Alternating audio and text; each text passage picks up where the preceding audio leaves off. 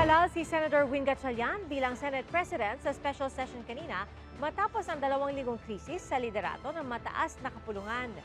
Pero kung tutuusin, noong Mayo pa naging masalimuot ang mga pangyayari sa Senado. May 11 na mailuklok bilang Senate President si Senator Alan Peter Cayetano matapos nila makabuo ng 13 senador sa paglutang ni Senador Bato de la Rosa na 6 na buwang nagtago. Pero 3 araw matapos ito, umalis sa Senado si De La Rosa na kumpirmado na noong may arrest warrant mula sa ICC. At sa pagsapit ng June 1, inaresto naman si Senator Jinggoy Estrada dahil sa mga kaso kaugnay ng umano'y kickback sa mga proyektong pang-infrastruktura. Kasunod po niyan, hindi na dumalo ng sesyon ang mga nooy nasa mayorya. Pero noong June 3, biglang dumating sa session hall si Senator Chis Escudero kaya naging 12 ang senador.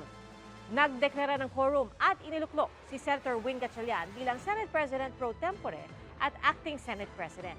Ipinunto noon ng Gatchalian Block na kahit 12 lang ang senador na present po noon, sapat na ito para sa quorum dahil nakakulong si Estrada at nagtatago naman si De La Rosa. Kasunod po niyan ay ang kalituhan kung sino nga ba ang tunay na mayorya, lalo't inigiit ni Senator Alan Peter Cayetano na siya pa rin ang Senate President. Pero tuluyan na po yan natuldukan kanina nang dumating si Senator Joel Villanueva bilang ika-13 senador. Iniluklok bilang Senate President si Gatchalian na handa raw makipag-usap sa mga miyembro ng minorya. Saksi si Sandra Aguinaldo. Sa pagbubukas kanina ng special session sa Senado na ipinatawag ni Pangulong Bongbong Marcos, I, Sherwin Gatchalian, having been elected to the position of Senate President, formal nang nanumpa bilang bagong Senate President si Senator Win Gatchalian. Sinaksihan ito ng kanyang ina at pamangkin. Nailuklok si Gatchalian matapos makabuo ng 13 senador sa pagdating kanina ni Senator Joel Villanueva. Let's work. Mainit siyang sinalubong ng mga miyembro ng bagong mayorya.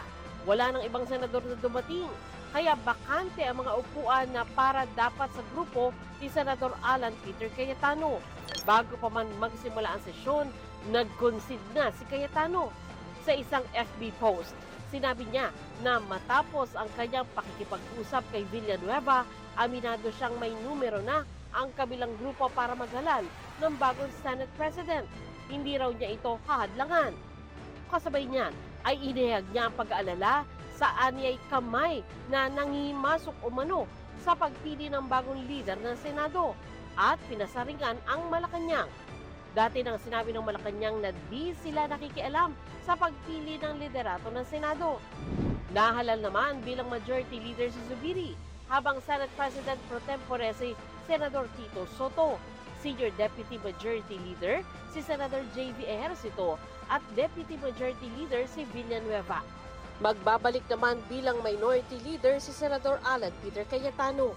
On behalf of the minority, may I manifest for the record that Senator Alan Peter S. Cayetano shall serve as the Minority Floor Leader.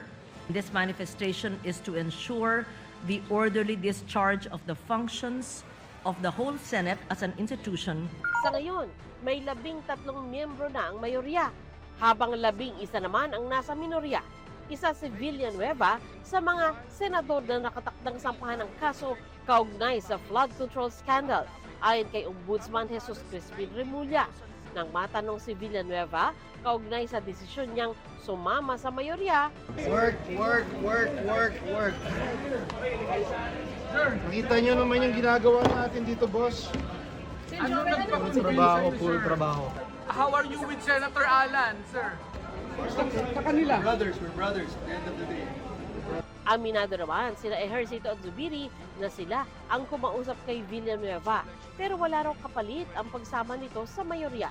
Senator Joel, gusto lang po niya magtrabaho. Nag-usap po kami kasama ni Senator JV sa kanya at talagang frustrated din po siya dahil sa pangyayari na hindi na tayo nakakatrabaho. Wala po mga sinasabing mga chismis na may mga pamimigay or mga concessions. None. Parang naging tulay, naging instrument kasi nga kami lang yung nag-usap-usap din madalas. So, in fairness, to be fair, walang sinasabi may konsensyo, paleta. Walang ganun, no? I think it's more yung concern for the Senate as an institution. Lubos naman ang pasasalamat ni Senate President Gatchalian sa tiwala sa kanya ng mga kaalyado. Papasalamat ako sa ating mga kasamahan at tiwala na ibinigay nila sa atin at kita naman natin na tuloy-tuloy yung trabaho. Si Senador Rizal Tiveros naniniwala raw sa kakayahan ni Gatchalian. Senate President Gatchalian is strong on his own merits. Ang kita nyo naman sa unang kalahating araw pa lang ng special session, napaka-productive muli ng Senado. Kaya nagpapasalamat din ako kay Senator Joel Villanueva for joining us. Ang mga taga-minorya, wala nang ihalal si Gatchalian. Dumating ang ilan sa kanila sa pagdinig ng Commission on Appointments. Congratulations sa mga bagong na-elect. Trabaho lang po ako. Gusto kong makapagtrabaho tayo dahil issue ko po ang magserbisyo sa ating mga kababayang Pilipino. Nang tanungin si Senadora Amy Marcos kung susuportahan ang bagong mayorya, Ay, gusto lang namin magtrabaho. Ma'am, tapos na kaya yung gulo? Hindi naman kami nanggugulo eh. si Senadora Camille Villar handa raw makiisa sa bagong mayorya. You're ready to cooperate? Yes, of course. Binati naman ni Senadora Loren Legarda ang bagong leader ng Senado. Congratulations. I'm truly, sincerely happy kay Sherwin. He's a good friend, very competent, brilliant, disciplined, and we work well together. Congratulations. So happy for him, for the institution. Tila hindi naman nagustuhan ni Senadora Pia Cayetano ang tanong kung handa na ba silang magtrabaho. Matagal na, ano bang tanong yun? Kami pa ni Loren tinanong nyo. Lagi naman kaming ready to work. Sinusuportahan niyo, ma'am, yung bagong leadership. May 13, di ba? Common sense, di ba? What's in the rules? Yes. What's in the Constitution? When you have 13, yun lang. So pag hindi sumunod sa rules, doon lang naman kami may problema. Sa pagdinig ng CA, nagbatian ang mga nasa magkabilang kampo tulad ni Soto at Marcoleta. This is the constitutional duty. Para kay Gatchalian, nais niyang manatili ang kooperasyon ng mga senador. I'm hoping for the best for our country. Ito naman talaga yung normal programming, yung mga bills. It may seem boring pero yan ang trabaho talaga natin. Kanina naghalal na rin ng mga chairperson para sa iba't ibang komite sa Senado. Mananatiling chairman ng Senate Blue Ribbon Committee si Senador Erwin Tulfo na dumidinig sa mga issue sa flood control projects. Lahat ng miyembro ng mayorya, miyembro rin ng Blue Ribbon Committee, maliban kay Senator Chis Escudero. Pahayag din siya kanina sa Committee on Rules kay Senator Miggs na hindi siya magsasama din sa Blue Ribbon Committee. Pero nagsabi po ba si Senator Cheese kung bakit ayaw niyang maging bahagi ng Blue Ribbon Committee? Wala pa naman po, hindi ko pa nakakausap.